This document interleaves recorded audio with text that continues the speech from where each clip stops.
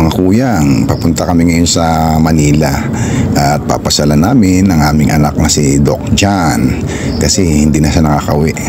Naka-duty kasi siya sa ospital at graduating student na siya sa kanyang pagdodoktor. Kaya naisipan nung aming anak na si attorney na pasyalan siya at mamamasyal daw kami sa Binondo para sa food trip namin. At ngayon nga, nakarating na kami sa Manila at kumark kami sa Escolta Park King area. Dito yan na sa Binondo. At ito nga po, naglalakad kami sa aming pupuntahan kasi magpo-food trip daw kami, kasama na namin si Doc John. At ito mga kuyang, naglalakad kami at namamasyal dito na sa loob ng Chinatown. Nakakaaliw din pala dito, puro mga halos mga inchik ang mga kasama mo ritong naglalakad. Siyempre marami rin mga Pilipino. Ito yan mamasyal pala dito. At ang layo pala nung aming pinagparkan. At ang pupuntahan namin ay yung kailangan pag nagpunta ka ng Binondo, kailangan makapasyal ka doon sa kainan na yun. Since 1940 pa yun Chuan Key ang pangalan niya. Kaya dapat daw pag naligaw ka sa Binondo, yun kagad ang papasyalan mo para kumain. At pagdating nga namin dun, ang haba pala ng pila. Pero dahil sa nandito na, kailangan mo nang samantalhin ng pagkakataon.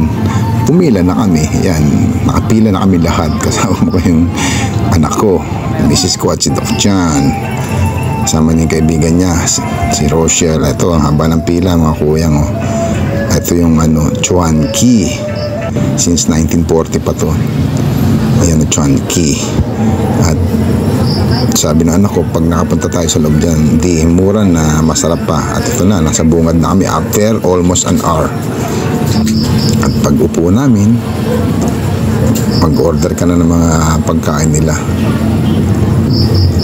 Dahil sa marami silang mga menu, namili pa kami sa aming mga orderin. At nang maka-order na nga kami, nag-intay naman kami para sa aming mga in-order. Talagang pag inihain nila sa inyo yung pagkain, mainit pa, bagong luto pa, tsaka masasarap talaga yung kanilang mga pagkain dito. Nabusog kami kaya hindi namin naubos yung aming in-order ng mga pagkain sa dami ng in-order namin na masasarap. Hindi rin namin ito naubos. Ito talaga pag medyo gurangis ka na, mahina ka na kumain. Kaya may natira pa, nag-take out na lang namin mga kuyang. Taas namin kumain, namasyal pa ulit kami. Naghanap na naman kami na makakain sa Binondo. Saan kami naglakad, namasyal doon para naman sulitin namin yung aming pagpunta sa Binondo. Bumili pa nga sila ng hopya na masarap daw. At bibili rin sila nung may isa pa silang bibilan daw dito na tinapay. Pila din.